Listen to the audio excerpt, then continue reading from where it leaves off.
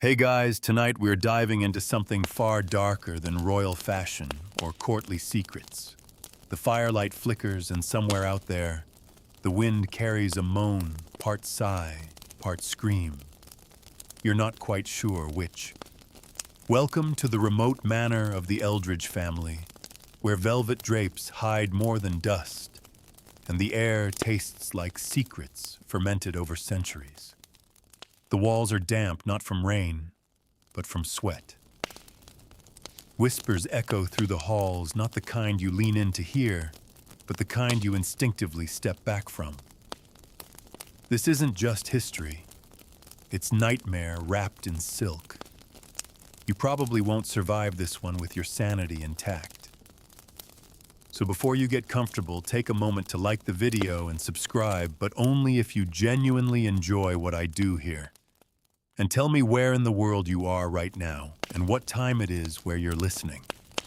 Now dim the lights, maybe turn on a fan for that soft background hum, and let's ease into tonight's journey together. It starts in 1572. A lone carriage cuts through the English countryside beneath a waxing moon. The horse's hooves clatter rhythmically, echoing through a landscape that seems somehow untouched by time, or untouched by anything living. Your feet ache from the journey, though you've done nothing but sit. The further you go, the more it feels like the road bends away from civilization. The coachman doesn't speak. He hasn't since the sun set. You want to ask if you're nearly there, but something about his stiff posture and the crucifix tucked under his collar tells you not to. Then there it is, Eldridge House. Not quite a castle, but not a home either. It looms on a low hill, its silhouette jagged against the stars, like broken teeth. Ivy climbs its sides like veins strangling its stone walls. The windows are mostly dark, save for one on the third floor, flickering candlelight, as if someone or something is waiting for you. No one greets you at the gate. You open the iron door yourself. It lets out a groan so human you half expect it to apologize. Inside, the air is thick, not musty, not stale, heavy, like incense left to rot. You walk past portraits with eyes too lifelike, skin too pale, and dates that make no sense. Some of them seem older than the house. One bears a name you'll come to know well, Thaddeus Eldridge. He was the beginning, not of the family name that goes back further, but of the corruption. The Eldridges were minor nobility in Elizabethan England, wealthy enough to be eccentric, but not powerful enough to be scrutinized. Their estate thrived on trade, rare imports, and whispery rumors of occult dealings. Thaddeus, the youngest son of a failing baron, was sent to the Ottoman court at 16, ostensibly to learn commerce. But what he brought back from Constantinople wasn't just knowledge, it was hunger. They say he came back with eyes too wide and fingers too thin, that he no longer slept, but instead paced muttering words that twisted the air around him. And his desires, oh, those were the most twisted of all. The first documented incident was in 1575. A maid named Clara disappeared. The household told the villagers she had eloped. But a gravedigger, half mad from drink, claimed to have seen a woman's body, pale and marked with carved symbols, buried near the eastern orchard under cover of night. He was silenced soon after. His throat torn out by wolves, they said. But wolves haven't been native to England since the 15th century. When you reach the third-floor chamber, it's as if you've walked through centuries of wrongness. The air here is colder, and the candlelight you saw from the carriage window is guttering in a rusted holder. Beside it sits a book. No title on the spine. You open it. The pages are stiff with what you pray is wax, but it isn't. The first entry is in Latin. You trace the ink with your finger. It trembles. This isn't a journal. It's a manual, a how-to, a doctrine. And every page drips with the unholy. Most of the entries begin with anatomical drawings. The female form dissected not scientifically, but sacrilegiously. The diagrams mark not organs, but pleasure thresholds, submission zones, and something called the key of red mercy. These aren't medical observations. These are instructions for ritualized degradation. Sex not as connection, but as ceremony. A desecration choreographed like liturgy. Your eyes scan the bottom of the page and you spot a date. August 12th, 1576. That's today. Centuries ago, but still today. You hear something behind you. A creak. Not floorboards, but bed springs. The bed in the room isn't empty. It's neatly made, but at the center, under a heavy quilt, is the outline of a body. You step forward before your mind catches up. The sheet falls away. What you see is not quite a corpse. It's preserved barely. The skin is sallow, drawn tight over bones. The eyes are sewn shut with red thread, and the mouth is open, filled with dried roses. On the chest, carved deep, is the Eldridge crest, two serpents coiled around a torch. Beneath it, scrawled in blood, is one word, bride. This was how Thaddeus began the family practice. You see, the Eldridge family didn't just marry. They didn't simply consummate. They prepared. Rituals that involved 3 days of fasting followed by awakening rites in which the bride's innocence was cut away, literally. The manual speaks of softening the vessel, of unlocking her silence, and anointing her with the milk of obedience. There's an illustration of a girl, maybe 15, kneeling in a pentagram, while masked figures, clearly Eldridges, stand above her. One holds a chalice. Another holds a rod wrapped in barbed wire. The rites weren't just perverse. They were repetitive, performed again and again, passed down through the generations. Each new bride was expected to undergo them. Each son was trained not just in reading and hunting, but in preparation. And always the rites ended with blood. A wedding of body and power, a sacrifice of will, pleasure weaponized, pain sanctified. You flip through more pages of the manual. Some are torn, others are stuck together. One has a human tooth tucked in its fold. Your hand is shaking now, and then you see it, a family tree. In the margins are notes when each woman was taken, how many nights it took to open her, and how long before she died. Some entries are scratched out. Others have question marks. One just says, "She screamed in the right tone." Behind you, something moves again. A breath this time. Not yours. And then nothing. Just the wind outside howling like it wants in. You step back from the bed, from the manual, from the past, but it clings. The room is a wound that never closes. The Eldridge legacy is stitched into its walls, and you're beginning to understand this family didn't indulge in sex. They weaponized it, codified it, worshipped it. And tonight, you've only opened the first page. You don't sleep that night. Not because the bed is uncomfortable, it's not, but because every time you close your eyes, you see her. The bride. Her stitched eyes, the roses in her mouth, the carved emblem that still glistens faintly under candlelight. Your ears still ring with the silence of that room. Heavy, dense.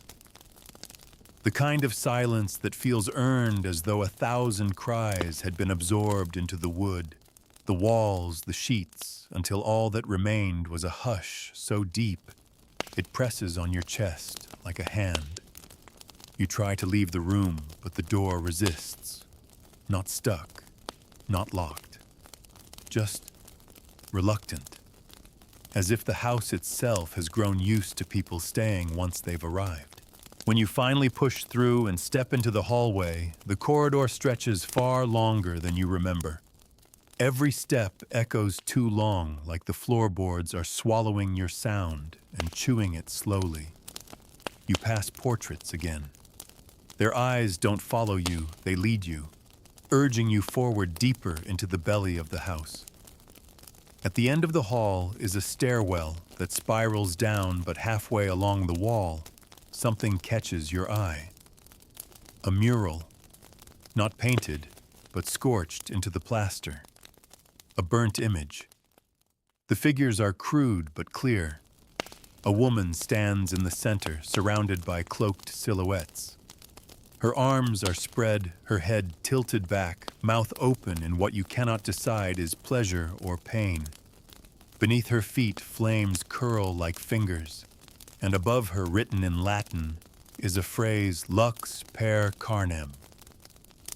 Light through flesh. You descend the stairs. Each step hums, faintly resonating with something below. You can hear water now, a slow, deliberate dripping. It should be comforting. It's not. The next room is a library, but not the kind filled with dusty old books and forgotten diaries. This is meticulously organized, clean. Shelves stretch from floor to ceiling, ladders glide along iron rails, and the whole place smells faintly of cedar and, copper. You run your fingers along the spines.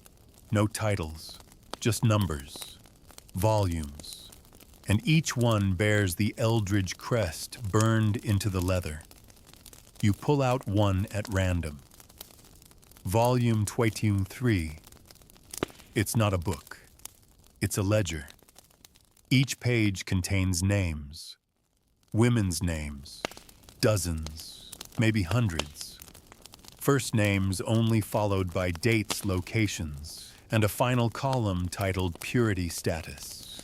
The last row has a note scribbled in another hand, black hair, quiet disposition. Compliant by second week. No sedation needed. You pull another volume. And another. It's the same.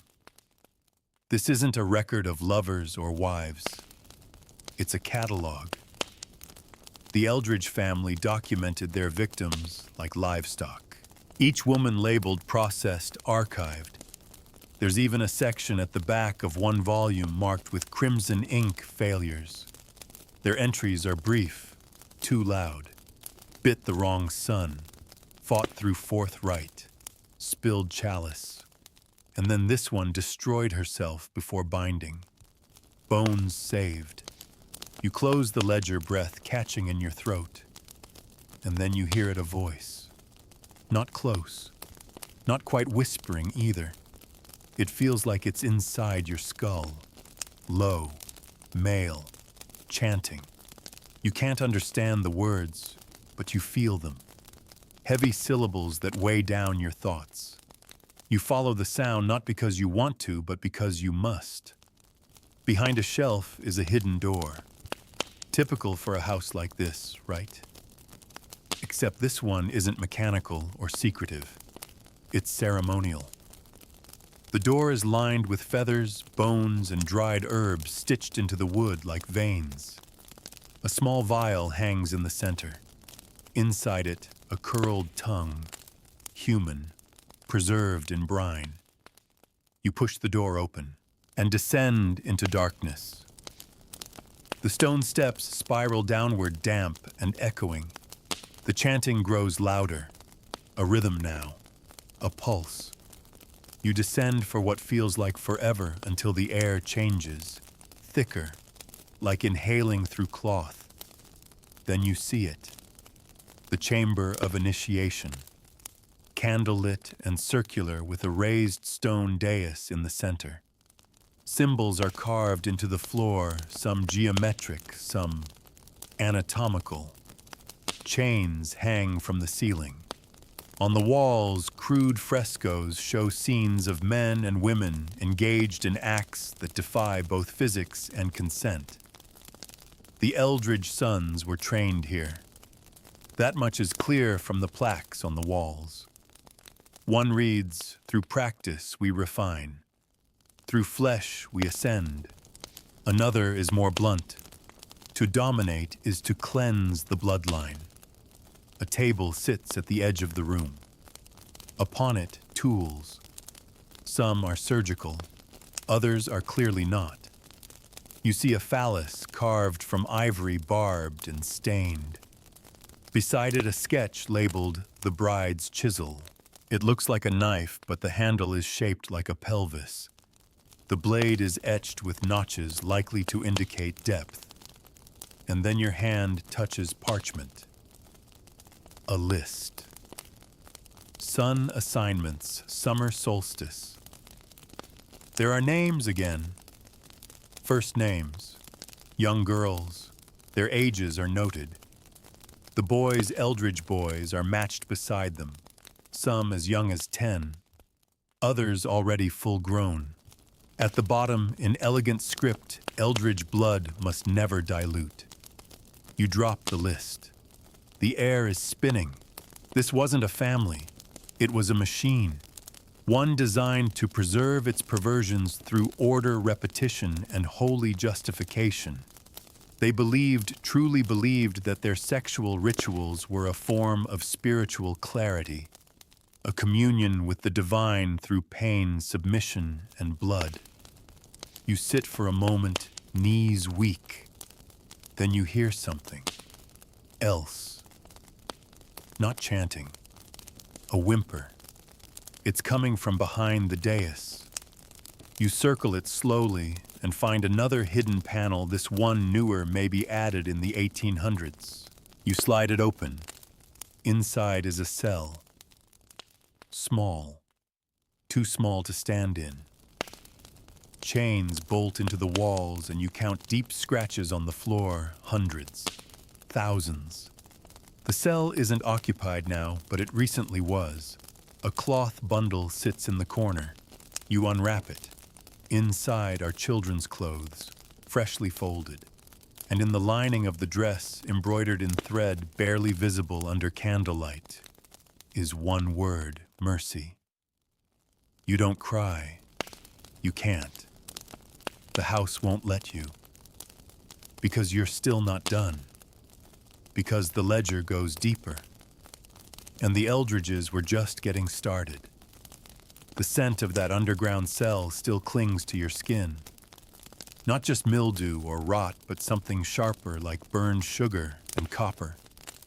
You try to convince yourself it's just the candles, or maybe old blood in the mortar.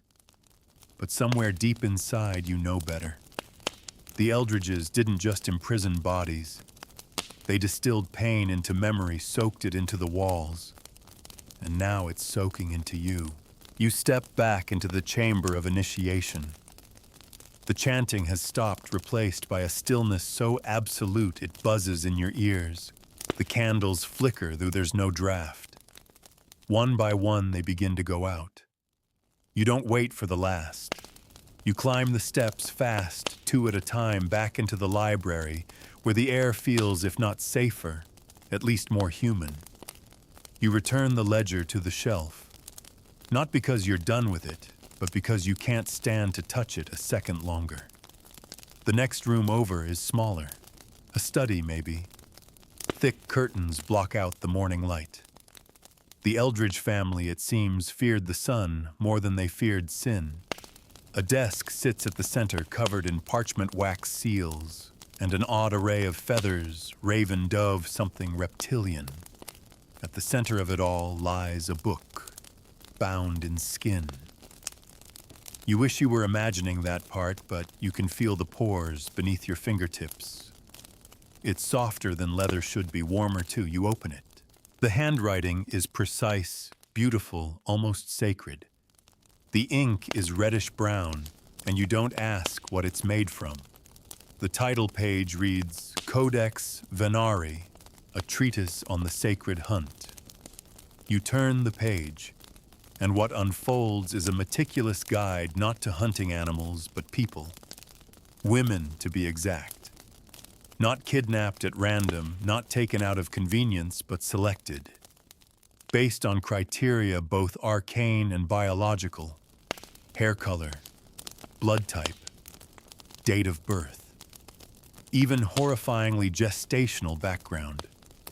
It details the phases of the moon best suited to abduct women with fertile spirit, and which astrological configurations favor docile transformations.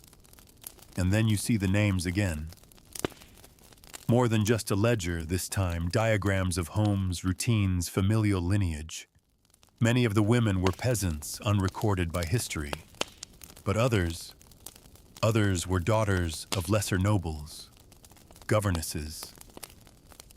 One, chillingly, was a lady-in-waiting to Queen Anne herself. Each hunt was seen as a rite of passage for Eldridge boys. They were required to plan it fully. Select the target. Learn her fears, her patterns, her weaknesses, and then break her down first psychologically, then physically, then sexually. Always in that order, always with ceremony, and always the final act occurred in the Crimson Room. You don't know what that is yet, but your bones go cold just hearing the phrase written down. A note in the margin reads, "Each boy must complete his first crimson rite before age 15 or forfeit his claim to blood." You shut the book, and something whispers behind your ear, "Too late for you now." You spin around, no one there, but the curtain stirs ever so slightly. You step toward it, pull it back. Behind it is a window, but the glass isn't transparent. It's blackened from the inside, scratched, scoured. Something was kept out or in. The frame is carved with dozens of tiny marks. Upon closer inspection, you realize they're tally marks, hundreds of them. Some vertical, some slashed across, some done with such fury the wood is splintered. A calendar of torment. You back away. Too many signs. Too much truth. But still, curiosity is stronger than fear. You return to the hallway and notice something you hadn't before. A mirror. Tall, gilt frame. But the reflection is wrong. You're in it, yes, but off. Your eyes too wide. Your limbs just slightly out of sync. And behind you, in the reflection only, is a door. You turn, nothing there. You look back into the mirror. The door is still there, slightly ajar now. Candlelight spills from it. You blink, and suddenly you're inside it. You don't remember stepping forward. But now the door creaks shut behind you. The air's thick again this time, not with incense, but with something sweeter. Cloying, like spoiled honey. This is the Crimson Room. The walls are a deep red, not painted, but dyed. You see the uneven blotches up close, how the color seeps down in rivulets. The ceiling is mirrored. The floor is covered in furs and silks, most of them matted and frayed. At the center is a circular bed. Surrounding it are dozens of instruments. Restraints, ropes, implements you don't have names for. Some medical, most not. All intimate. On the far wall is a fresco, like the one you saw near the stairs, but this one is vivid, detailed, and terrifying. It shows a woman splayed across the bed, while masked men perform a rite. One holds her mouth open with a bit gag, while another anoints her forehead with blood. At her feet, a boy, maybe 12, is being guided by an older man's hand toward her exposed body. The caption beneath reads, "The transference of hunger." You try to look away. You try to leave. but the door is gone now. The mirror, too, and the candles, each in a skull-shaped holder, flare brighter. Then you hear it. A child's giggle, and then a moan. Not ghostly, not from the past. From the present. From here. You turn slowly. In the mirror above the bed, a scene plays out. You're not in it. But someone is. A woman. Bound. Eyes wide. Screaming soundlessly. And a boy. Dressed in Eldridge red. He looks up at the mirror and his eyes lock with yours. They are your eyes. You stagger back, crashing into a stand that topples, spilling a pile of old garments, nightgowns, gloves, slips, all stained. Beneath them, something heavy. A mask. You lift it. It's carved from bone. The inside is lined with teeth, and suddenly, you're not in the room anymore. You're in the hall again, but your hands are still shaking. You've seen the Crimson Room, and now it's seen you. And the Eldridges, they never let go of those they initiate. The air in the hallway is colder now.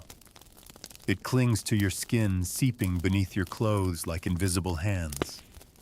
The warmth you once knew, the warmth of your own breath, seems absent. You blink slowly, trying to make sense of how you were taken, delivered into the Crimson Room, and then spat back out. You don't remember walking. You barely remember standing. But your feet ache, and the soles of your shoes are sticky. You don't look down. The corridor stretches before you like a mouth opening wide. You recognize none of it anymore. The wood paneling looks the same, the faded paintings still line the walls, but something has changed. The house no longer feels like a place you're exploring. It feels like a consciousness, and you're now inside it. At the far end of the hallway, you see a light.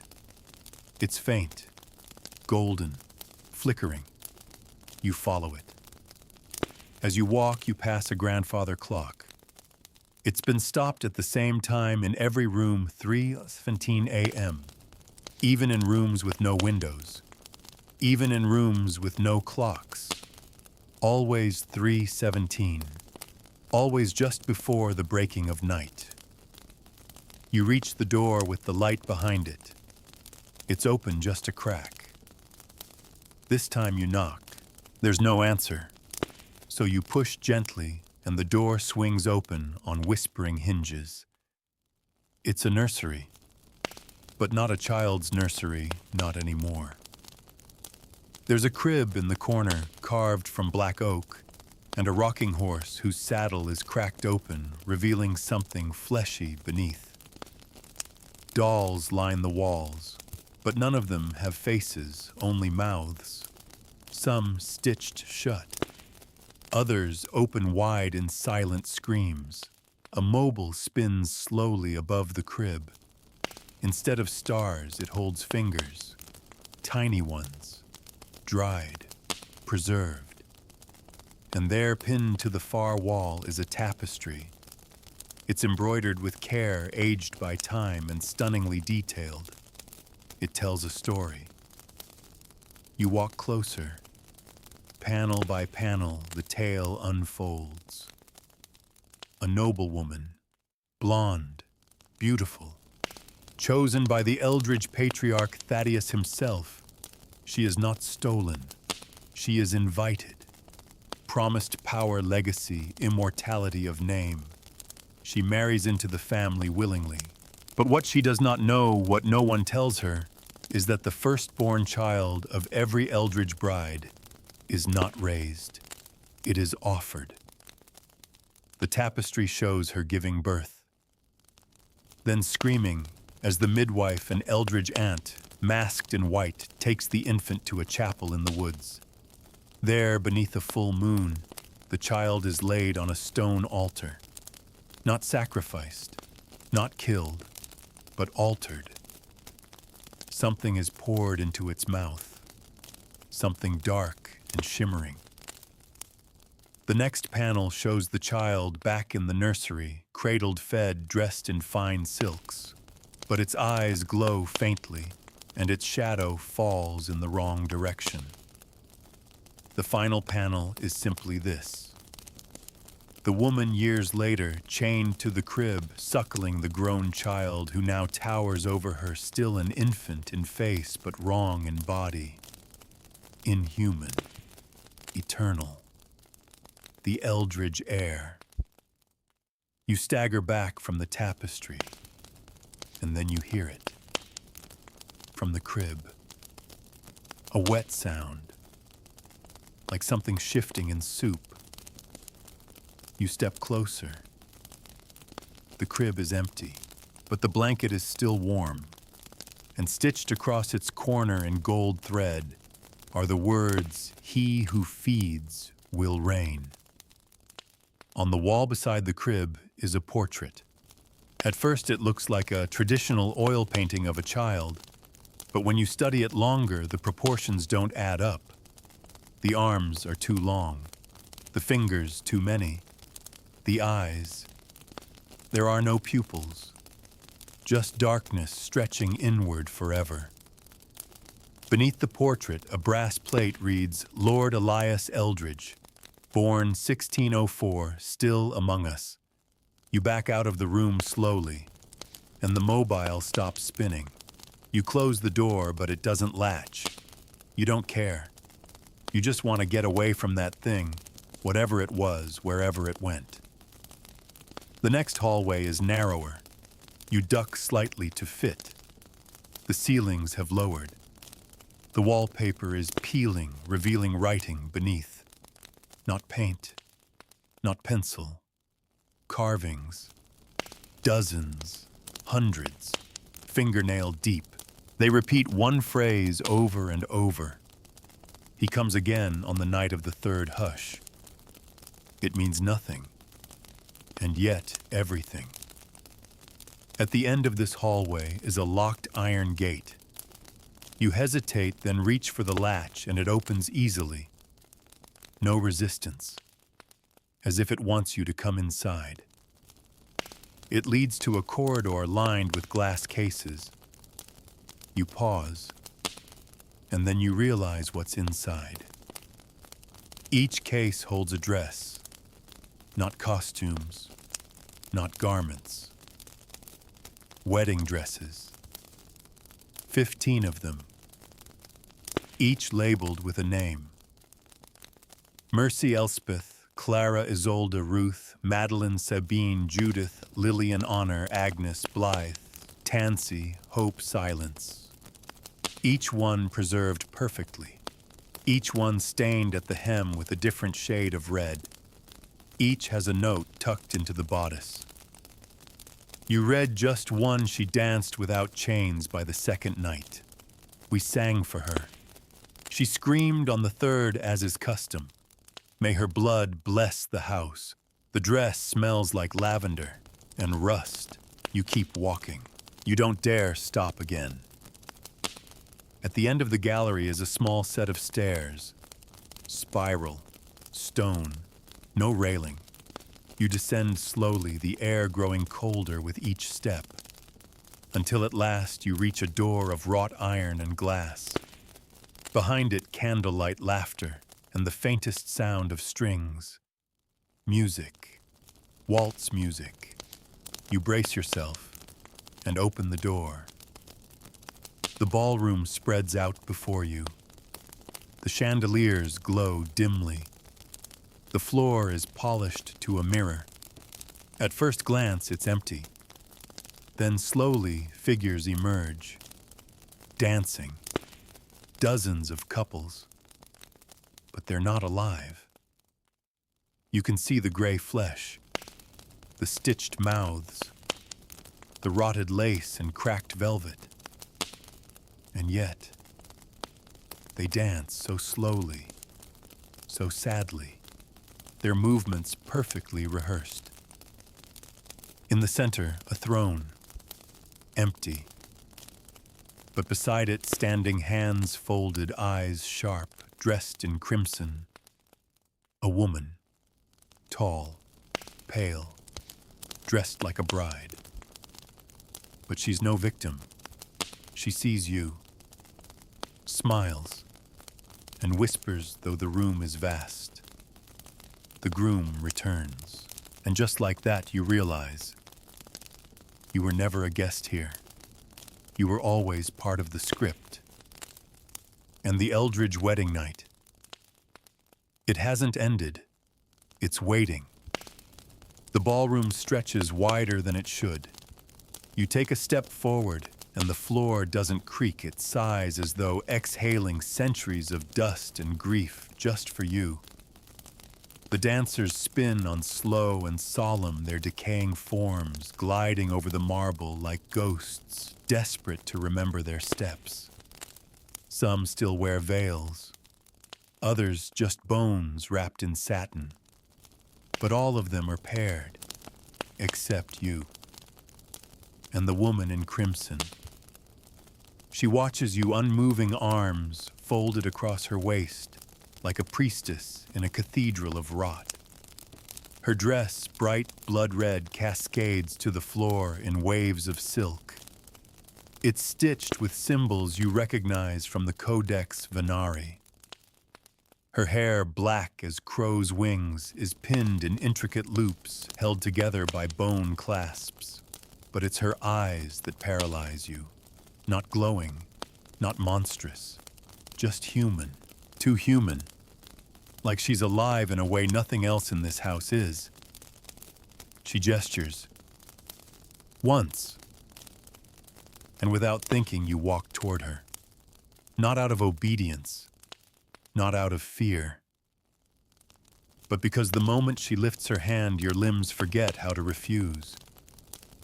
You stop 2 paces away. Her perfume hits you, jasmine smoke and something metallic. Not blood. Iron. Like old keys. She speaks softly, and the music stops instantly. Dead silence. Only her voice remains. You came late, she says. We've been waiting. You try to respond. Your throat is dry. Your voice doesn't come. She tilts her head. You don't remember your place yet, do you? That's all right. The blood knows before the mind does. She lifts one finger and touches the center of your chest. Heat floods you, violent and sudden. Images flicker behind your eyes. A candle-lit chapel.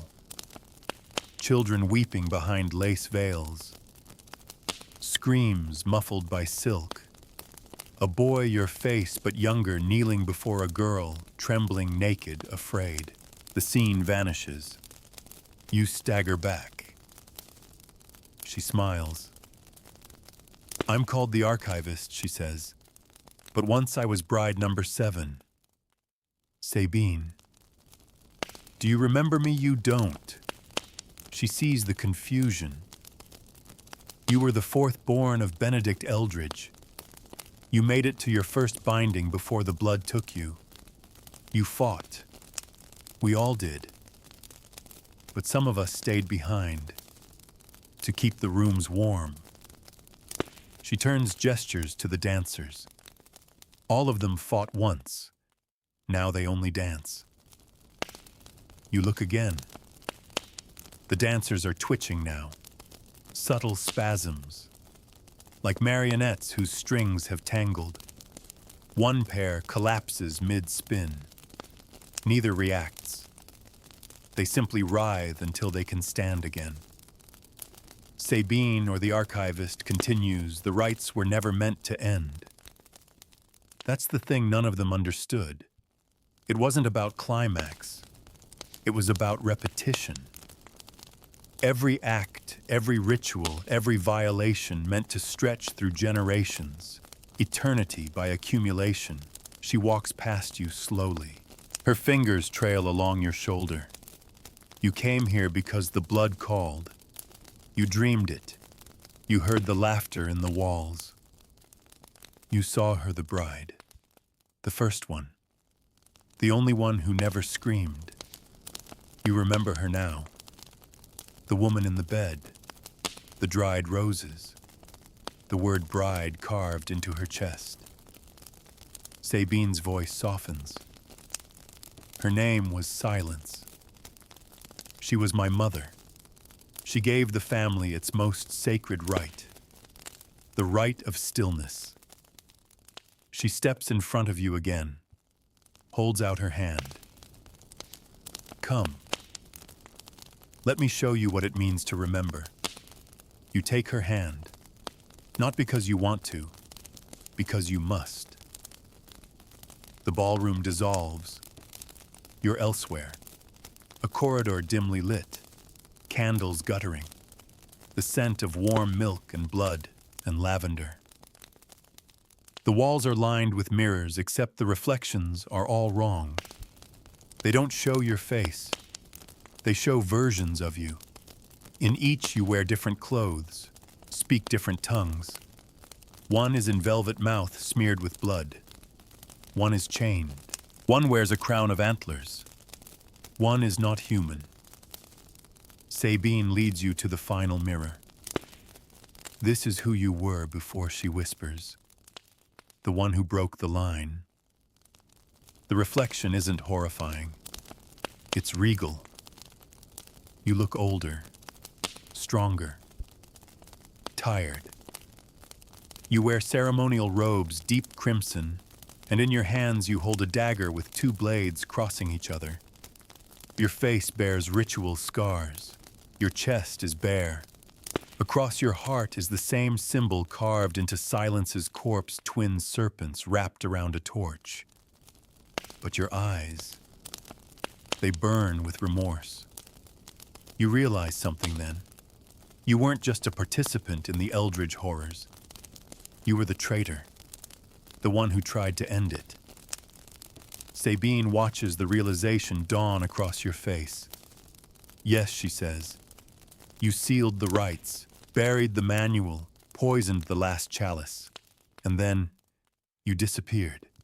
We thought you were dead. We hoped you were dead. She steps back, but blood remembers, and the rites are patient. Now you've returned, and the house hungers. The mirror cracks. Shards rain down, but there's no sound. Only silence. Sabine disappears, and you're back in the ballroom. But now you're not alone. The throne is no longer empty. A figure sits there, tall, robed, masked. Not bone this time, but gold, carved into a frozen expression of ecstasy. In his hands, the Codex Venari. He opens it and speaks a name. Yours, but not your current name, your blood name, the name you wore when the rites were last active. He stands, and the dancers stop mid-spin. Every masked face turns to you, and you understand. The final rite hasn't been performed in centuries. And now that you've returned, you're not the guest. You're the officiant. You want to run. Every nerve in your body screams it. Every instinct. Every cell. Every ancestor in your blood whispering from their dusty graves. Get out. But your feet stay planted. The figure on the throne closes the Codex Venari and places it gently on the armrest, like a priest closing scripture. His golden mask gleams under the flickering chandelier. He doesn't move quickly. He doesn't need to. Everyone else does that for him. The dancers, still frozen mid-twirl, begin to pivot toward you one by one. Their eyes glow faintly now, bluish like moonlit fog, but not with life. With obedience. Then he speaks. You expect Latin, some guttural, unearthly chant, or even a growl. But it's a whisper, soft, British, aristocratic. You remember nothing he says, and yet you found your way back. That is the proof. He steps down from the dais, and as his boots strike the polished floor, the surface rattles. Not from weight, from reverence. The rites lapsed. The family scattered. But the codex remained. So did the hunger. We slept, yes, but never died. And now the blood has come home. You open your mouth to speak, to deny, to beg. You're not sure which, but no sound comes, because something else is happening now. Your skin itches, your chest burns. You glance down and realize that your shirt is soaked with sweat, and not just that. Something darker is bleeding through. A shape, 2 serpents around a torch. The Eldridge seal branding itself into your flesh. You scream, but the sound never reaches the room, because this room has its own rules. The figure in gold watches unmoved. It remembers you, he says calmly. It reclaims what was once sworn. Then he gestures to the far wall, and it opens. No hinges, no mechanics. The stone simply melts away. Behind it, a spiral staircase made of blackened bone. Downward, always downward. He turns to you, extends his hand. The rites must resume, he says, and you, Bloodkeeper, must lead. You don't move, so he waits. That's the worst part. He waits like someone who's never been told no, and somehow you take the step. You don't know why. Not out of obedience, not even out of fear. Out of something worse, familiarity. The stairs are colder than ice. Each step emits a groan like vertebrae grinding together. There's no torchlight now, but the gold-masked figure produces a lantern. A dim red glow, not flame, more like a womb's heat. As you descend, your memories begin to twitch. Fragments. You standing in a chamber, a girl sobbing on an altar. A chalice in your hand. You hesitating. The others chanting. You shaking. Her begging.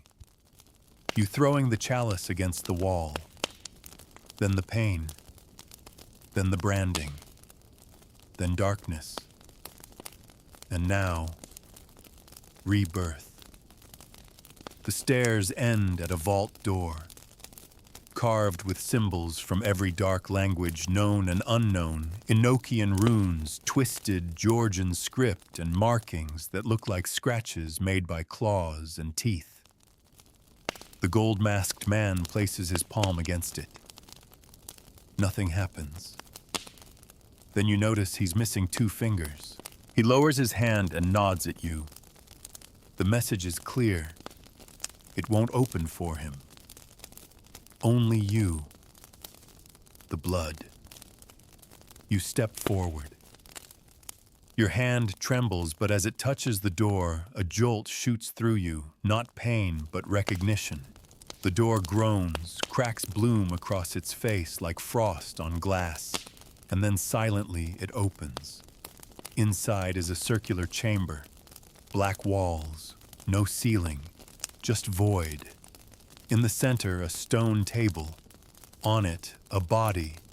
No, not a body, a vessel. She lies still naked, but covered in markings. Some fresh, some faded. Symbols carved into her skin like calligraphy. Her chest rises slowly. She's alive, but her eyes don't move. She's waiting. For you. The gold-masked man speaks again. Every 50 years, a vessel is prepared, preserved. Her soul bound in the hour of death. Her body kept in a state of half-life. a waiting bride. You want to look away. You can't. This is Amaranth. She was your last, before the betrayal. She has not moved in 4 centuries, yet her body still sings the rite of binding. You whisper, finally, a voice finds you. Why me? The mask tilts. You were always the chosen one. You knew the rites. You altered them, nearly destroyed them. But that knowledge is power, and power must always return home. You take another step toward the table. Amaranth's lips are moving now. You lean in. She whispers one word, run. You stumble back, eyes wide. But the gold figure is behind you now, close. His mask at your ear. Even in sleep, they resist. That is the cost of breeding power from pain. You turn, shove past him, but the door has sealed. No stairs, no light, no way back. And Amaranth's body begins to levitate. Ribbons of blood float around her, forming symbols mid-air. The room shakes, and the mask is gone. The man's face exposed. And it's your face. Older, weathered, etched with grief. You left us unfinished, he says. So now we begin again. But this time, we go all the way. Your body pulses. The mark on your chest is glowing, and Amaranth is weeping blood. The final rite is beginning, and this time you're not the boy on the altar. You're the priest. The air inside the vault hums. It's not a sound you hear exactly.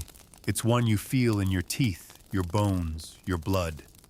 The room is alive, not metaphorically, not atmospherically. The black stone walls pulse ever so slightly, as though they're breathing in tandem with Amaranth's slow, suspended rhythm. She floats inches above the altar, her limbs limp, but her spine arched unnaturally, as though pulled by unseen hooks threaded beneath her ribs. Her mouth is open, but no sound escapes. Just the slow drip of blood from her eyes, from the corners of her lips, from the tiny glyphs carved into her thighs and breasts and wrists. You can't look away, because she's weeping for you, and because you remember now. You remember everything. The first time they placed a blade in your hand. You were 9. The girl was 12. Her name was Clara, and she was the daughter of a blacksmith brought to the manor under the pretense of servitude.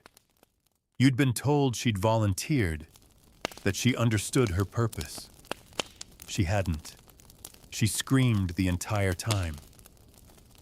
But not when you cut her. No, her silence began the moment you hesitated. The others took over. You watched. And that night they sewed the family seal into your chest with hot iron thread. You remember each binding after that. Isolde, whose heart stopped mid-rite.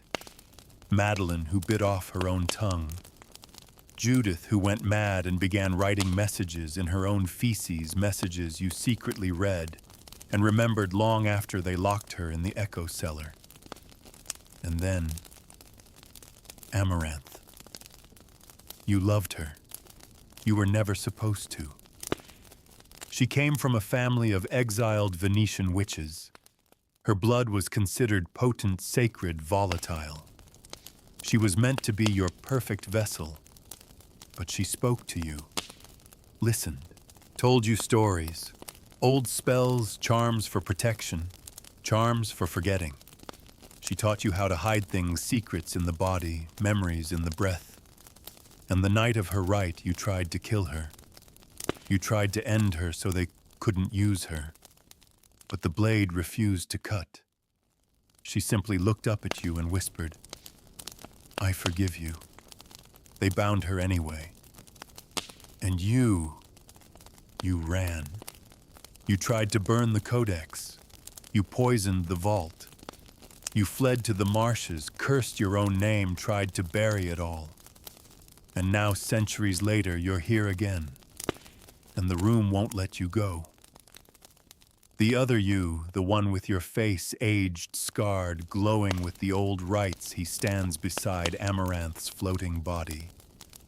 He reaches into the folds of his robe and produces a bowl carved from a human pelvis. He dips his fingers into it. Blood. Thick, black, ancient. He paints the first sigil on her chest.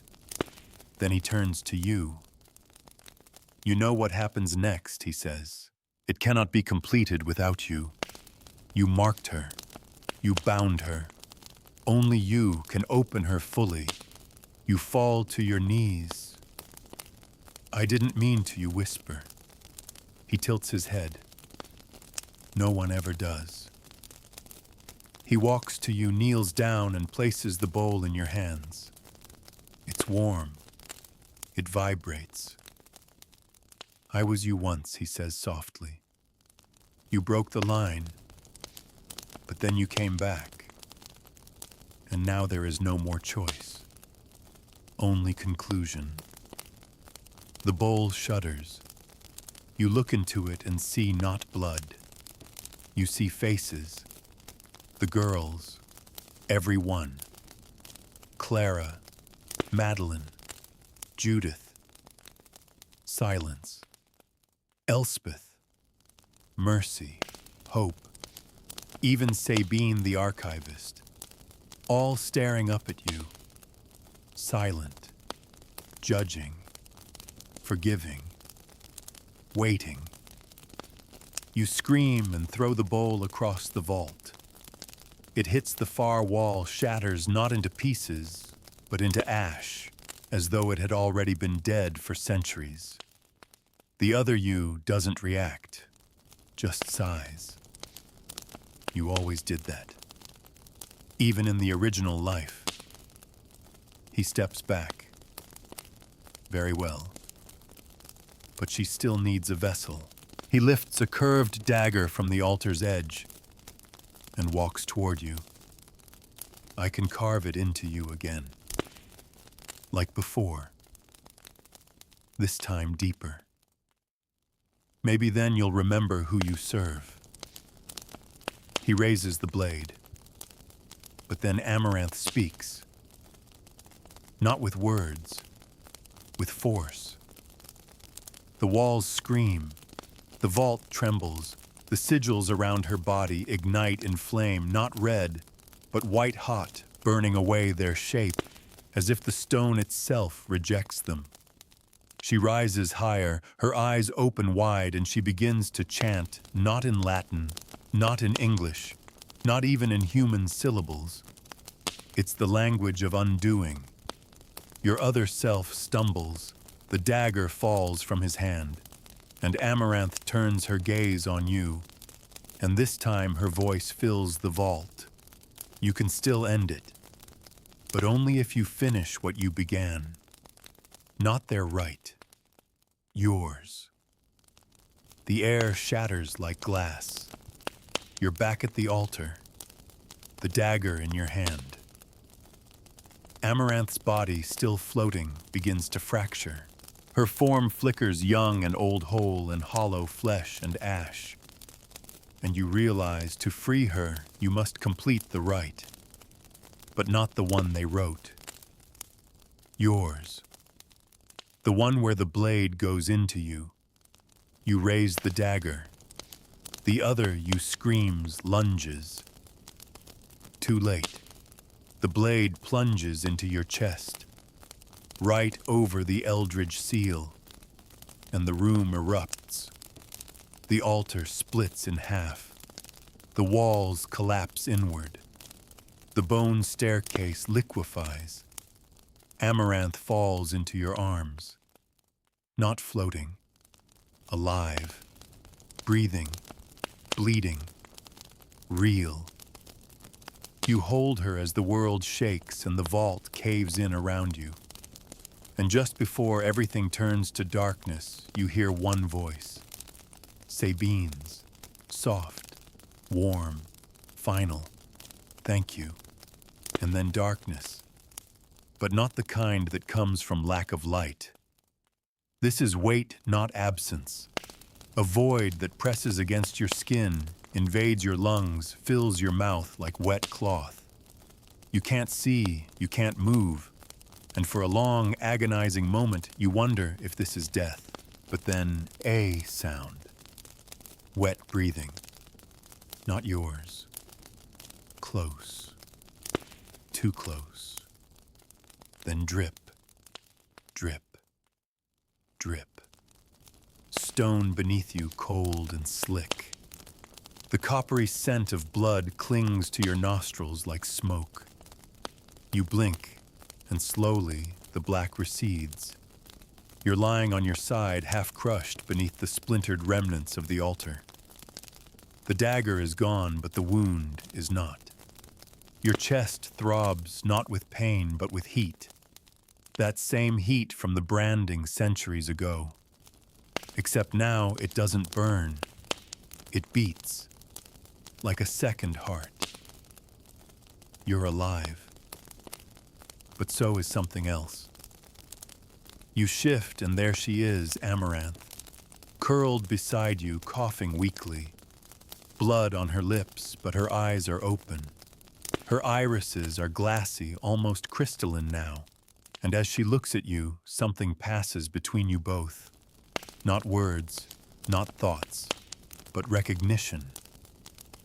You pull her up slowly. Her body is trembling, her skin hot to the touch, but she doesn't resist. The vault has changed. The walls are no longer black and smooth. They've crumbled into raw stone, fractured and bleeding light. A crack splits the ceiling, revealing stars above. Real stars. Not illusions, not painted symbols. Night sky. You've gone deeper than the manor's foundations. You're beneath the land itself, beneath history. Amaranth tries to speak, but her voice is hoarse. You reach for water, there is none. Instead, you tear a strip from your sleeve and press it to her lips. She sucks the moisture gratefully, then chokes out a single word, most. You nod. You don't ask what she means, because part of you already knows. You haven't destroyed the rites. You've only unbound them, and unbinding is just the beginning of true release. A new tunnel stretches ahead, half-flooded walls veined with roots and glowing fungus. You help Amaranth to her feet, and together you walk. Slowly, unsteadily. The silence between you is heavy but not oppressive. There is meaning in it now, not trauma, not ritual, just existence. After a while, she speaks again, her voice steadier. They kept me in a blood sleep, half alive, trapped between this world, the other. You glance at her. The other, you ask. She nods. You know it. You've touched it. Every Eldridge rite was a key. Every violation a knock on that door. It's not just darkness on the other side. It's something else. Something waiting. You stop walking. You mean a demon? She smiles faintly. No. Older. Less dramatic. Then her smile fades. They called it the root. The name hits you in a place beyond memory, something deeper than thought. You've heard it before, not as a word, but as a feeling, a low hum at the edges of every rite, the breath beneath every chant, the root, the source of the family's power, Not God, not Satan. Something underground, something growing. She continues. It doesn't speak, doesn't want worship. Just experience that. It feeds on repetition, on patterns, on the same act performed again and again until it becomes reality. That's why the rites were so important. Not just for control, but to anchor the root here. You feel sick, all that pain, all those girls, all those nights just to feed that amaranth nods. And you were the heir who broke the chain, the first to deviate, the first to try something different. That act alone, it weakened the root. It hated you for it. You stop again. The tunnel ahead forks left into darkness, right into ain't golden light. You choose the right, because you've had enough darkness for lifetimes. You pass roots growing into the walls, now real roots, but with pulses. They throb like veins. As you pass, they retreat into the stone, afraid of you. Amaranth's voice drops to a whisper. They'll come for us soon. You glance at her, the family's dead. She shakes her head. No. Not all. Not ever. The rites ensured that. There are still echoes, those who sleep in the rooms above. Some were never fully human again, and some were never human to begin with. You remember Sabine. You remember the faceless dancers in the ballroom. You remember the other you, the mirror version. And you shudder. How do we stop them? Amaranth pauses, then says something you never wanted to hear. We go to the root. You turn to her. No, we just escaped it. She shakes her head, eyes serious now. You opened the vault. You bled into the altar. You finished the rite. But you did it without obedience.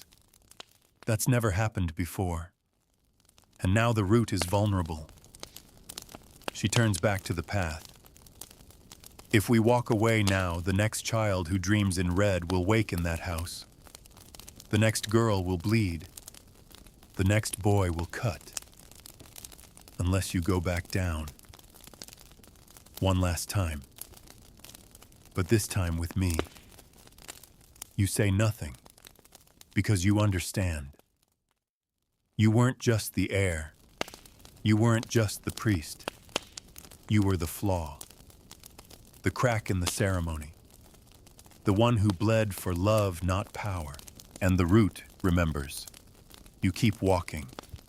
The tunnel narrows again, curving downward toward a distant rumble. Water, wind, number breath. The root is alive, and it knows you're coming. You squeeze Amaranth's hand. She squeezes back. No more rites. No more brides. No more blood-soaked beds. This is no longer a story of submission. It's a story of ending. And you are the last chapter.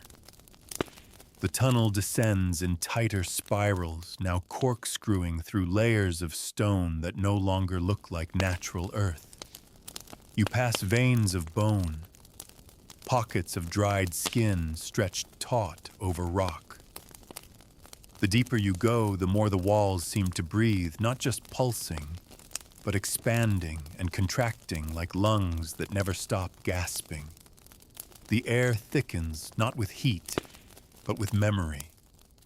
Not yours, theirs. A girl weeping as her ankles are bound. A boy swallowing bile as he lifts a blade. A mother smiling with dead eyes as her child is led away. You feel it all. Taste it. Amaranth walks ahead of you now. Her bare feet leave faint prints on the stone glowing momentarily before fading. She's changed since the ritual broke. Her spine straighter, her eyes colder, her voice quieter but heavier with weight, like every word costs something. At last, the tunnel opens. You step into a vast cavern, and there it is, the root. It is not a tree, not in the way forests know them. No bark, no branches, no crown reaching for sun. It is a mass. A twisting, gnarled cluster of tendrils and coils, slick and black, some thin as veins, others thick as towers. It stretches up and down and across itself, rooted into the ceiling, coiling through cracks in the earth, wrapped around human bones like ivy. At its center is an eye, closed, yet watching. And around it, the Eldridge faithful. Dozens of them. Still, silent, kneeling, not moving, not blinking. You don't recognize their faces, but you know them. In the blood, in the mirror, in the dream. The rites didn't just preserve the family. They planted it. Each act of violence, each night of sacred cruelty, each page in the codex, another seed sunk deep into the world's flesh. And now this is the tree. It groans. It knows you're here. Amaranth steps beside you, eyes fixed on the central eye. There's still time, she whispers. You marked it. You broke the pattern. That's why it hasn't awakened yet. You swallow hard. What happens if it opens? She turns to you. It becomes real. The air vibrates. One of the kneeling faithful begins to tremble. His jaw unhinges literally. Bone tears from skin. A scream emerges, but it's wordless, directionless, like a pressure valve snapping. Then he collapses. Dead. Or something worse. The root shudders. The eye twitches. You both flinch. Amaranth reaches into her dress and pulls out something wrapped in silk. You recognize the shape instantly. The double-bladed dagger, but not the same one. This one glows faintly at the hilt, etched with glyphs not from the codex, but from something older. She places it in your hands. You know what to do, you don't. Not exactly. But your hands close around the handle like they've been waiting centuries to remember. The root groans again. Another faithful screams, his body rising off the ground, eyes bulging, fingers snapping backward like broken branches. Then silence. Then collapse. The eye opens a sliver. And suddenly you see everything. Not with your eyes, but in your bones. You see the first rite performed not in a manor, but in a cave long before language. A woman torn open, not for pleasure, but for pattern. You see the codex penned in blood from a sacrificed twin. You see the Eldridge name whispered into noble ears, spreading like a curse across Europe. And you see yourself again and again, born, marked, prepared, branded, but always, always hesitating. Always trembling at the threshold of cruelty. The eye sees it too, and it hates you for it. It sees the flaw in you, not weakness, but empathy. And now, it tries to erase it. The eye opens wider, and your mind floods with temptation. Visions not of torture, but of comfort. A warm bed. A voice whispering your name lovingly. A child running to embrace you. laughter, peace. All of it lies. The root doesn't punish with pain. It seduces with relief. That's how the rites began, not as violence, but as escape. But Amaranth's voice pierces through, "Don't trust it." That's how it grows. You raise the dagger, your hands shake, you step forward, and the root lashes out. A tendril strikes the ground beside you, splintering stone. Another coils toward Amaranth, but she screams a wordless force that blasts it back. The faithful begin to stir. The trance is breaking. You run. You reach the center. The root's eye is wide now, blinding and black and endless. You lift the blade high, and the root speaks. No language, no voice. Just the oldest instinct: if you end me, you end yourself. You falter, because you know it's not lying. The rites, the patterns, the name Eldridge, they're all in you. You are made of them. You can't sever the root without severing your own blood. But then Amaranth's hand closes over yours. Steady.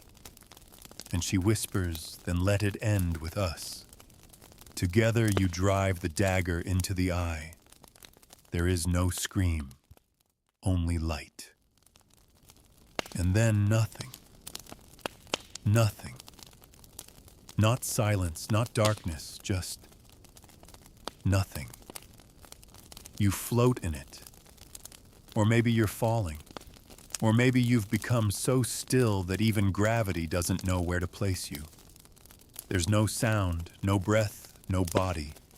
For a brief, impossible moment, you don't even exist, not as flesh, not as memory. Only the echo of a decision remains. Then a heartbeat, not yours, hers. The pulse ripples through the void like a drop in ink. Then another, faster now, steady, steady. You feel her first Amaranth before you see anything. Her presence, warm and steady, anchors you in this unplace. And slowly, like waking up underwater, sensation begins to return. First breath, then skin, then light. You open your eyes. You are no longer in the cavern. You're lying on a stone floor, smooth and damp, the air thick with moss and something almost sweet. Around you, the root is gone. Not shattered. Not burned. Withered. Where once there was an eye, a pulse, a mouth of endless hunger, now there is only a hollow, an empty basin in the ground, ringed with ash and brittle tendrils like the molted shell of a dead insect. The faithful are gone. Not corpses vanished. Their kneeling places remain shadows scorched into the ground, like memories too stubborn to leave completely. Amaranth is beside you, her hair damp with sweat, her face pale but alive. She breathes, she blinks, she whispers your name, your real name. Not the blood name, not the title. You remember it now, and you cry, because it was yours before the rites, before the manor, before Thaddeus Eldridge carved obedience into your skin. You sit up slowly. Everything aches. But it's the ache of release, not defeat. Amaranth helps you to your feet. Together you stand in the remains of what bound your family for centuries. And for a long sacred moment, you say nothing. There is no need. You've ended a lineage not just of people, but of patterns, of repetition, violation, inheritance. You walk through the cavern now brittle and hushed. The bones embedded in the walls have turned to dust. The symbols etched into the stone now bleed water instead of blood, clear, cold, pure. Fungal light dims gently as you pass, like it no longer needs to burn against the dark. Eventually you reach the tunnel again. Not the tight, twisting one. A new one. Straight. Dry. Clean. You step into it. The light behind you fades, and ahead you hear wind. Real wind. Then birdsong and laughter. You don't speak of what you lost. Not yet. You both know it will take lifetimes to understand what was taken from you. From the girls, from the boys, from the broken lineage of victims turned perpetrators turned ghosts. But you walk. Each step forward now is your own. The path rises gently. You begin to smell fresh dirt, wet leaves, the crispness of dawn. And then light. Not candlelight. Sunlight. It blinds you for a moment. You shield your eyes, but you keep walking. You emerge into a clearing. The forest is still. Above you, birds circle lazily in the morning sky. Amaranth steps beside you, her face bathed in gold. She says nothing. You don't need her to, because here now you are no longer a vessel, no longer an heir, no longer a keeper of rights. You are a survivor, and the house is gone. You turn to look back. Where Eldridge Manor once stood, no stone remains. Just trees. Just silence. Just peace. But deep beneath the soil, you know something still breathes. A whisper of the root. A flicker of memory. You hope no one finds it again. But if they do, you'll be waiting. And this time you won't hesitate. The forest does not ask questions. It only watches. You and Amaranth walk side by side, your feet pressing into damp leaves and moss, the smell of pine heavy in the air. Somewhere far above, a hawk cries out sharp and brief, and its echo folds into the rustling of the trees. There's no path ahead, not really, but that doesn't stop you. For once, you don't need directions. You don't need a map. You just need to keep moving away from what was. But the past does not let go easily as the sun begins to rise higher, warming the forest floor. Your shadow stretches long behind you. And there, in the outline of your silhouette, you see it again. The serpents. 2 of them twined around a flickering torch. The Eldridge seal. Branded not in skin anymore, but in memory. You blink, and it's gone. But your chest still aches. Amaranth notices. She doesn't speak, just places her hand gently on your arm. That's all it takes. You remember what she told you before, that the rites didn't just call on some external god. The root wasn't an invader. It was an outgrowth of human desire. The hunger for power, repetition, control. It fed on obedience, yes. But more than that, it thrived on forgetting. Every victim forced to smile. Every boy trained to cut and not ask why.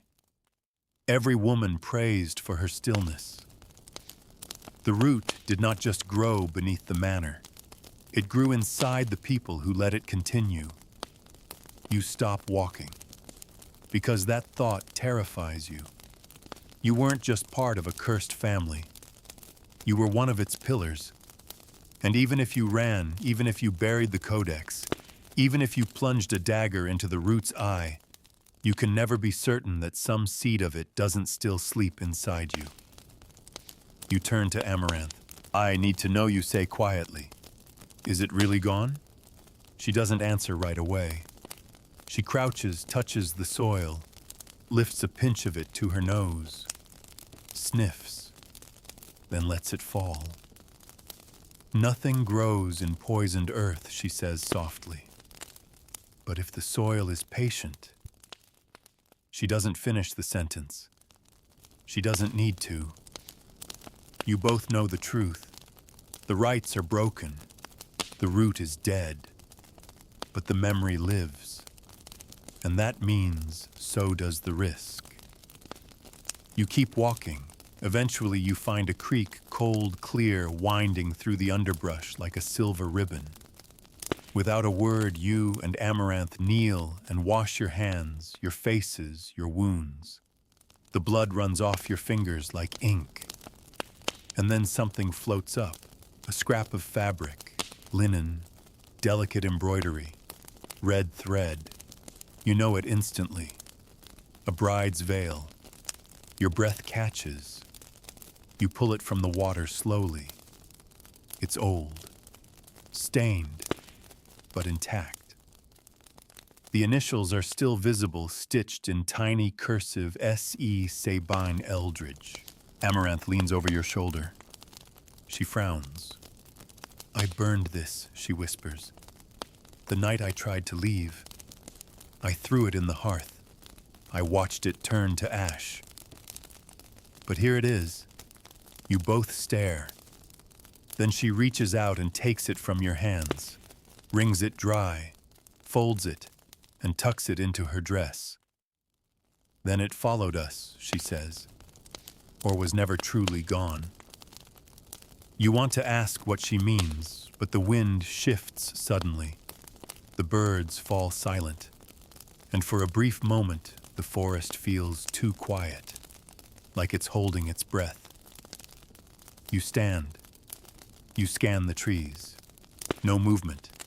No figures. But there far in the distance, a flicker. A light. A house. No. Not the house, not the manor. This one is small, thatched, modern, out of place, but familiar. You start walking. Amaranth follows. The path narrows, hedged in now with tall grass and thin birch trees. The ground crunches underfoot.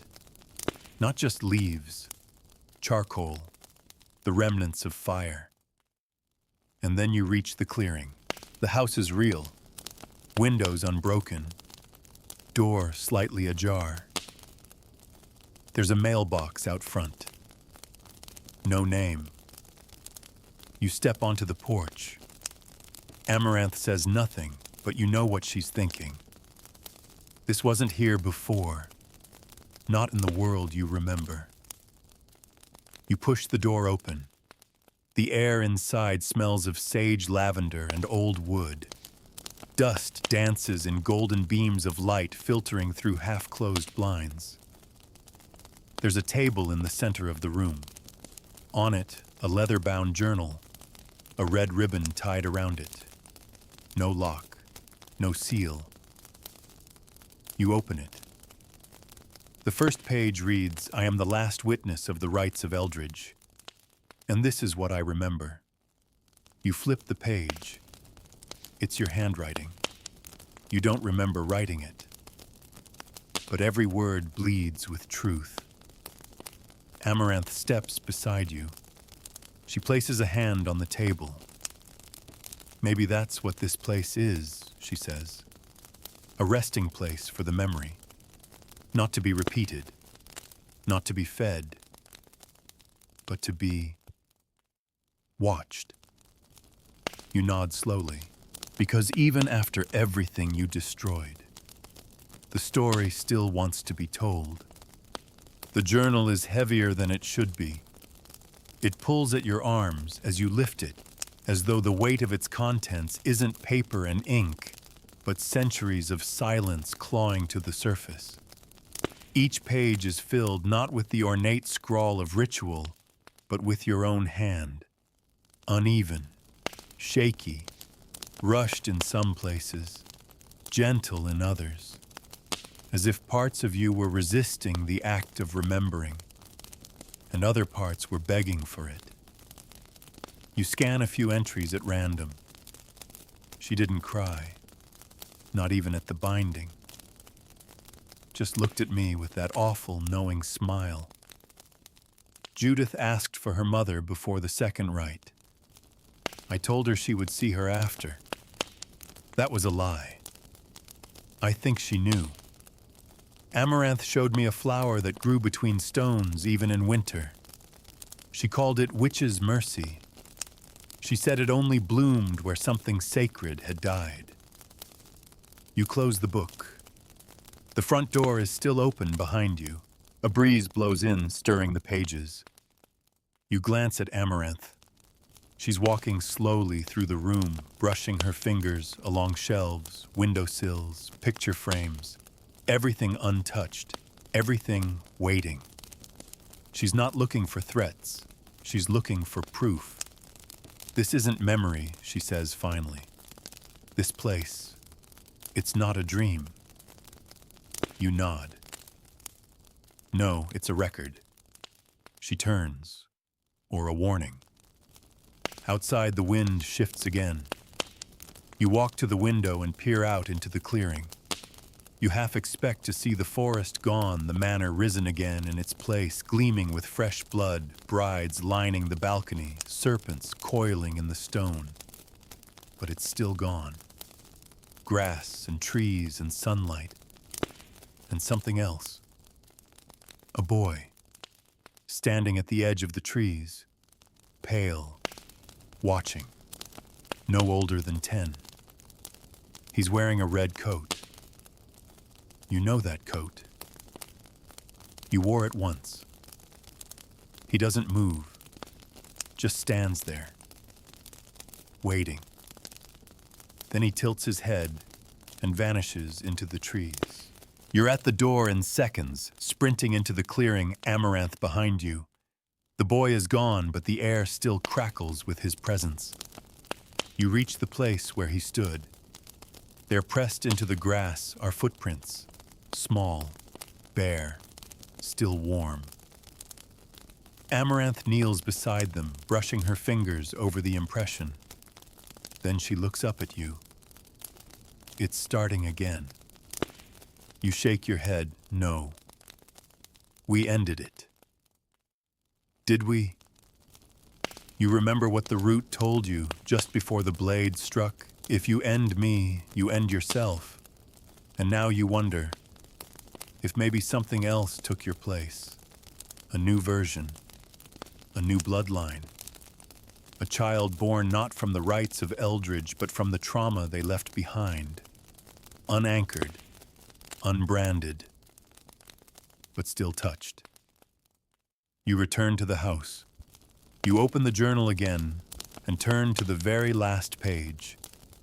There, written in a hand that's not quite yours, but not unfamiliar, is a single sentence Soil remembers. You look at Amaranth, and she answers the question before you ask it. Yes, we stopped the rites. We destroyed the house, but we didn't cleanse the ground. You both sit. The silence grows. Then she says, "We should burn this place too." You nod, but you hesitate. Because something in you, something old, something rotten, wants to keep the journal, wants to leave behind a map, a path, a pattern. You hear the roots whisper again, repetition is survival. But then you see Amaranth watching you, not accusing, just waiting. So you stand, take the journal, step outside, and toss it into the fire pit beside the house. Amaranth strikes a match. The flame catches, and the book curls in on itself. Words blacken, ink boils, pages twist into ash. The fire crackles like bones snapping one last time. You wait until the last page is gone, until there's nothing left but dust. Then Amaranth turns to you and says, "Let's go, you don't ask where." There's no need, because this time you're not running from anything. And you're not returning. You're just walking forward, through the forest, through the light, with the root dead. and the memory finally laid to rest. You walk for hours, maybe more, through the trees, across muddy paths and old riverbeds under archways of mossy stone and tangled limbs. The sky is still bright, though you swear the sun never moves. There's a strange timelessness to this forest, like it exists just slightly outside the rest of the world. You glance at Amaranth every so often. She doesn't speak, but her shoulders are lighter now, no longer burdened by the weight of centuries. Her eyes, though tired, are no longer haunted. Her face, once hollowed by ritual and suffering, is softened by something you dare to hope is peace. Eventually, the woods thin. You emerge into a field, a wide stretch of wildflowers and tall, golden grass. Wind ripples across it in slow, deliberate waves, like the land is breathing a sigh of relief. There are no buildings here, no statues, no remnants of the Eldridge name, just color and open sky. For the first time in what feels like lifetimes, you smile. But the moment doesn't last. Because memory, as you've learned, has a way of lingering, especially when it was carved into flesh. As you cross the field, your foot strikes something. You glance down. A small stone marker, weathered, half sunken. At first you think it's just another piece of forgotten land, until you kneel and brush away the grass. It's engraved. One word. Mercy. Amaranth sees it too. She kneels beside you, runs her fingers over the letters. "Do you remember her?" she asks softly. You nod, though the image is hazy. A girl with soft eyes, braided hair, hands that trembled too much when pouring tea. One of the early ones, one of the first to die quietly. She never screamed, Amaranth says. Not even when they... She doesn't finish. She doesn't have to. You both know what happened in the East Wing, in the hidden room with the iron door and the black veils. You both know that Mercy wasn't just her name. It was what she asked for and never received. You sit in silence for a while. The marker is small, almost humble, a secret grave in a forgotten field. But there are others. You find them slowly. Judith, Elspeth, Ruth, scattered like seeds. A trail of memory buried beneath the grass. Each name you find pulls at you like a hook in the gut. Each one reminds you that the rites may have ended, but their victims never got the chance to walk away. They didn't survive. They didn't burn journals or plunge knives into the flesh of gods. They were sacrificed, and you were there. You rise your hands shaking. We need to mark them, all you say. Properly. Amaranth doesn't answer. She's already started. She's gathered stones, carved names with a small blade she keeps tucked into her belt. Her hands are steady. Her face is calm. You join her. And for the rest of the day, that's all you do. You build a graveyard. Not a monument, not a shrine, a reckoning. Stone by stone, name by name. You mark every one you can remember, even those whose names you never learned. The first bride, the silent twin, the unmarked sister. Each gets a stone. Each gets a place. As dusk falls, you and Amaranth light a small fire at the center of the field. No chants, no rites, no blood. Just silence, and breath, and the soft, warm wind. You speak no prayers. You make no promises. You simply remember. because that's what the root wanted you to forget. That's how it fed on erasure, on repetition without reflection, on ceremony without mourning. So tonight, you mourn, quietly, together. And as night falls, you see something extraordinary. The wind shifts, the grass bends, and every marker, every grave begins to glow. Not bright, just enough, just softly, like lanterns guiding someone home. Amaranth's voice is barely above a whisper. They're free now. You nod, and for the first time you believe it. But deep in your bones, you also know memory is never final, and peace is never permanent. Not when it was bought with so much pain. Still, you take her hand. You sit beside the fire. And for a moment, just a moment, you let yourself believe in an ending. Dawn. The fire has died to embers, but you and Amaranth haven't moved. Not out of exhaustion, though your bodies ache. Your mind's frayed like the edges of old silk, but because leaving would mean accepting something you're both afraid to admit, that it might not be over. That despite the burial stones, despite the final blade, despite the empty manor and the dead root, something still breathes. You watch the first golden rays of light stretch across the clearing, lighting each marker with a soft glow that makes them look like small altars. The breeze is gentle. There are birds again. The world has returned. But inside you, there's still a thread, a taut one, not tied to fear, not guilt. It's awareness. A sense that the line between survival and relapse, between healing and forgetting, is razor thin.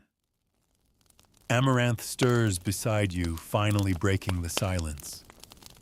You feel it too, she says. You nod. It's quiet now, but not gone. She sighs, rubbing the ash from her hands. We severed the root, yes, but roots leave behind seeds, and seeds lie dormant in silence, just waiting for someone to need them again. You know she's right, because need, desperate need, was what birthed the Eldridge rites in the first place. They didn't begin with cruelty. They began with control, a way to push back against chaos, a way to make sense of pain, a way to pass power down from father to son, from torch to torch, across generations. But somewhere along the line, power twisted into something else. Ritual. And ritual became religion. And religion became law. And when law is written in blood and silence, it consumes everything. You take a deep breath. We destroyed their doctrine, you say. But what about the others? The splinters, the imitators.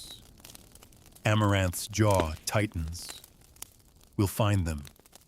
Not if, when. Because she knows, as do you, that Eldridge wasn't unique. It was only the most refined. A blueprint others could and would try to follow.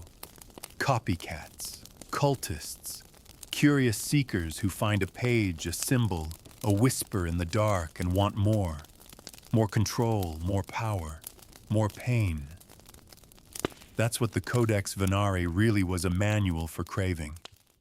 You feel it now like a phantom limb, the pull to reopen those pages, to reclaim the title, to rebuild the chamber, just to see if you could do it better, kinder, cleaner.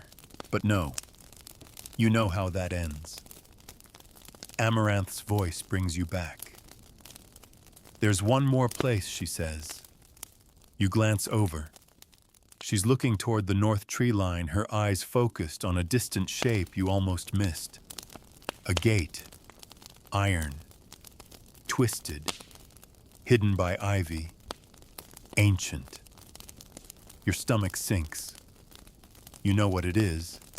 Not the manor, not a vault. Something older. Something below even the root. You stand together.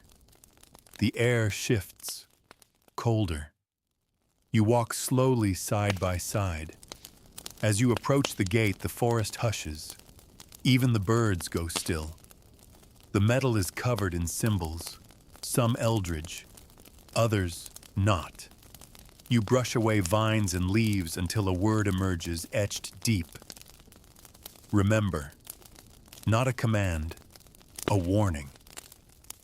Amaranth takes a step forward and the gate groans. It opens slightly, just enough. You both peer through. What lies beyond is not a tunnel, not a room, not even a structure. It's a well. A black stone circle in the earth ringed with candles long extinguished, bones scattered around its rim like offerings. At its center, an opening deep and silent. You can't see the bottom, and you don't want to, but you know what it is, the first sight, where the rites began. Not in Eldridge, not in a manor, in this soil. You take a slow breath. What do we do, you whisper? Amaranth doesn't answer. She pulls a small bag from her belt filled with crushed herbs, stones, dried petals, old magic witch's craft.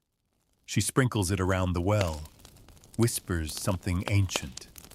Not Latin, not English, just true. And then she looks to you. Say their names. So you do. Everyone you remember.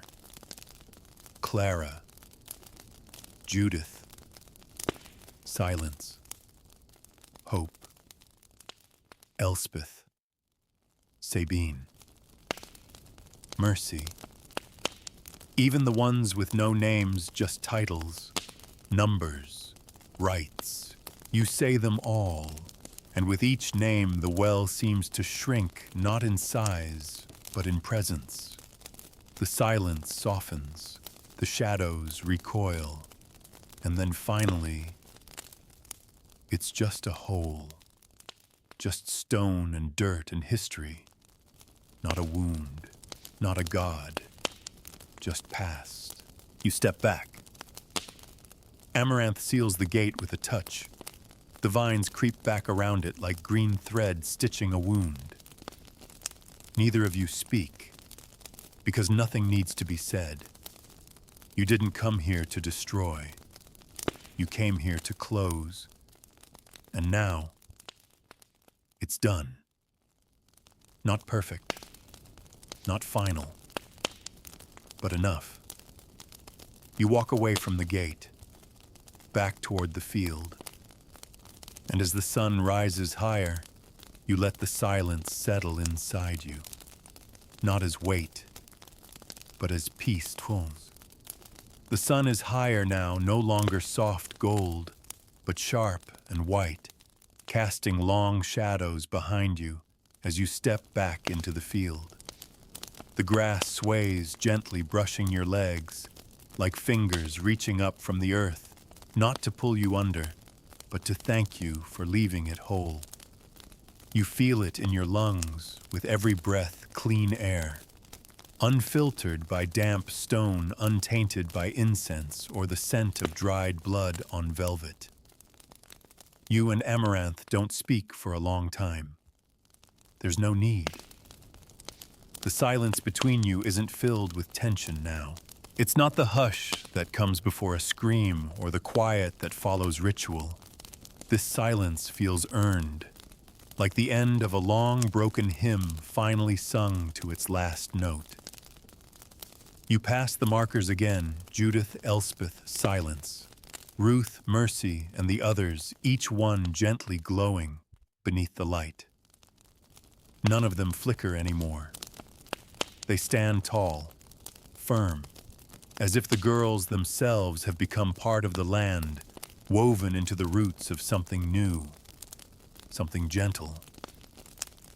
When you reach the edge of the field, the forest parts again. A new path, not worn, not carved, emerging. The earth is soft here, undisturbed. The kind of place where you might build something if you ever dared to settle. The kind of place where a story might not start with pain. Amaranth looks down the trail. "We could stay," she says. You don't answer right away, because the thought terrifies you. Staying means acknowledging there might be life beyond the Eldridge legacy. It means accepting the quiet. It means becoming real again. She sees the doubt in your eyes.